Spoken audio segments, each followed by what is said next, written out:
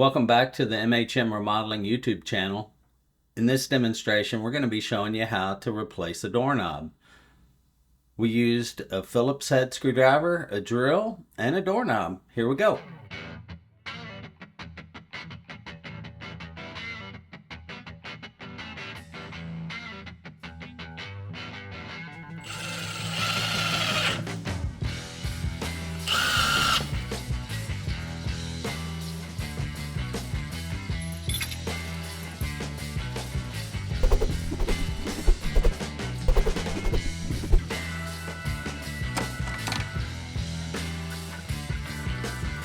On this particular doorknob, you want to make sure and put your screws in first, your mounting screws, right there.